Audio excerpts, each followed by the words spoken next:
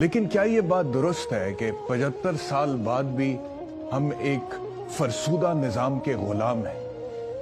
کیا یہ بات درست ہے کہ 75 سال بعد بھی ہماری رگوں میں آج بھی قرضے کا لہو ہے؟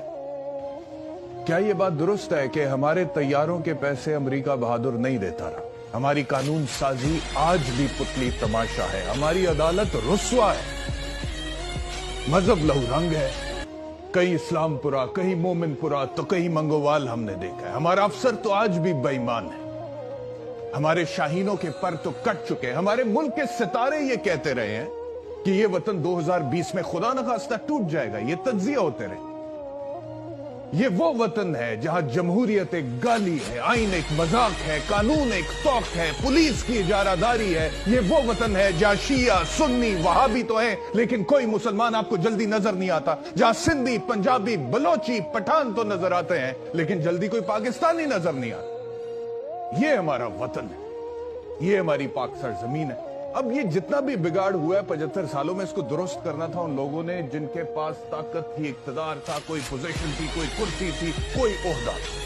وہ وہاں پر پہنچ گئے تھے۔ بڑی طاقت ہوتی ہے، آپ کچھ کر لیں تو بہت سارے لوگوں کا بھلا ہو جاتا ہے، بٹ انفارچونیٹلی ہم اپنی پالیٹکس کو دیکھتے ہیں کہ وہ اشرافیہ کے اپنے مفادات کے گرد گھومتی ہے اور گھومتی چلی جاتی ہے، اور اس دن کا انتظار ہے کہ جس دن ہم پہ بھی بات ہوگی، نظر کرم ہوگی، ہمارے بارے میں بھی کوئی سوچے گا، ہمارے حاکموں میں سے۔ ہم تو اسی امید پر آج بھی زندہ ہے نا کہ ہم دیکھیں گے، لازم ہے کہ ہم بھی دیکھیں گے وہ دن کے جس کا وعدہ ہے، جو لوح ازل پہ لکھا ہے، جب ظلم و ستم کے کوہ و گراں روئی کی طرح اڑ جائیں گے ہم محکوموں کے پاؤں تلے، جب دھرتی دھڑ دھڑ دھڑکے گی اور اہل حکم کے سر اوپر جب بجلی کڑکڑ۔ کام عوام کے فیصلے یعنی نئے الیکشن سے جڑا ہے، گویا بات گھوم پھر کر موجودہ حکومت تک کی پہنچتی ہے۔ اگر اس حکومت کو واقعی معیشت سے کوئی دلچسپی ہوتی تو وہ اپریل میں عمران خان کے اعلان کردہ انتخابات قبول کر لیتی یا حکومت سنبھالتے ہی الیکشن کا اعلان کر دیتی، مگر اس کے اصل مسائل وہ مقدمات تھے جن کا سامنا کرنا پی ڈی ایم کے اکابر کے لیے مشکل ہو رہا تھا۔ ابتدائی طور پر ان کا خیال تھا کہ عوام کی آنکھوں میں خراب معیشت کی دھول جھونک کر وہ اپنا کام کر گزریں گے۔ 1990 کی دہائی ہوتی تو یہ کوئی عجوبہ نہ ہوتا، لیکن 2022 میں ایسا کرنا مہنگا پڑ گیا۔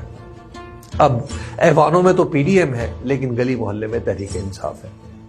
جس ووٹ کی عزت کی دہائی دی جا رہی تھی، اب وہ ڈراؤنا خواب بن کر راتوں کو سونے نہیں دیتا۔ خوف کی انتہا تو نہ جانے کیا ہے، لیکن حقیقت یہ ہے کہ اسلام آباد، کراچی اور حیدرآباد کا بلدیاتی الیکشن بھی پی ڈی ایم کے عناصر ترکیبی کو پریشان کیے ہوئے ہیں۔ پہلے کہا جا رہا تھا پنجاب اور خیبر پختونخوا کی اسمبلیاں ٹوٹتی ہیں تو ٹوٹ جائیں، اب ان کے ٹوٹ جانے سے وفاقی حکومت لرز رہی ہے۔ قومی اسمبلی سے تحریک انصاف کے اراکین استعفیٰ دینے آتے ہیں تو مزے کا خیز اعتراضات لگا دیے جاتے ہیں۔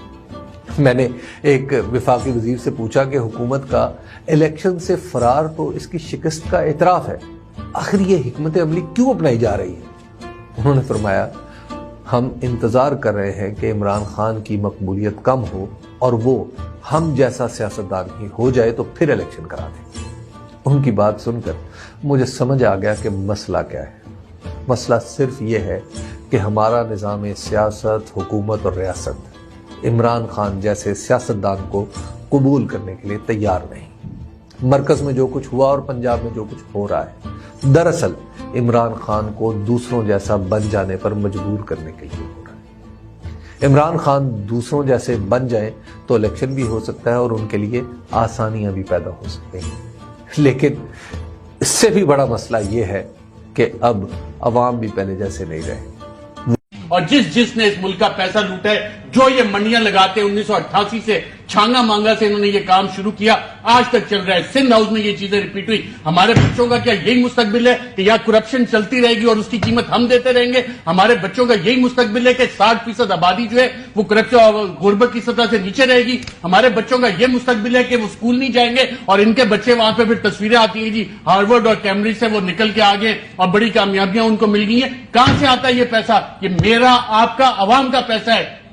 جس پہ یہ سارا کھلواڑ کھیلتے ہیں، بند کمروں میں ڈیلے کرتے ہیں، ان کے چہرے جس طرح بے نقاب ہوئے، اس سازش میں نون لیگ کے جو انہوں نے اپنا بیانیہ دفن کیے، ان کو اب پنجاب میں بھی جگہ نہیں ملے گی۔ اور زرداری صاحب جو کل وہاں پہ بیٹھے ہوئے تھے، سب سے زیادہ خطرہ یہ کہ سندھ میں یہ حالات نہ بن جائے، جو سندھ کے انتخابات سے یہ بھاگے، NA 245 سے یہ بھاگے، لوکل الیکشن سے وہاں پہ بھاگے، کس لیے بھاگے؟ کہ نظر آ رہا ہے کہ ایک ویو آئی ہوئی ہے، پاکستانی قوم جو ہے اس وقت ٹوٹلی ڈیفرنٹ موڈ میں، جو اس وقت آپ نے ملکی معیشت کا حال کر دیا ہے کہ جی ہم تجربہ کار ٹیم ہے۔ اس حال ڈار 2016 میں بات ہو رہی تھی کہ جناب یہ لینڈ مائنز لگا کے گئے، بڑی مشکل سے اکانومی آپ کی ہوئی۔ اب وہی بات ہے کہ جی عمران خان لینڈ مائنز لگا کے گئے، ہم آپ کا بوجھ اٹھا رہے ہیں۔ آپ بوجھ نہیں اٹھا رہے، آپ اپنے کرپشن کے کیسز بچا رہے ہیں، آپ اپنا کرپشن کا مال بچا رہے ہیں۔ دکھائیں اس کی پوری پریس کانفرنس خواجہ صاحب رفیق کی، پتہ لگے قوم کو کہ یہ چہرے ہیں جو ہمیشہ سمجھتے ہیں کہ عوام بے وقوف ہے، آئیں گے پریس کانفرنس کریں گے، نیا بیانیہ بنا لیں گے، اور بند کمروں میں بیٹھ کے یہ ڈیلیں کرتے ہیں اپنے NROs کی۔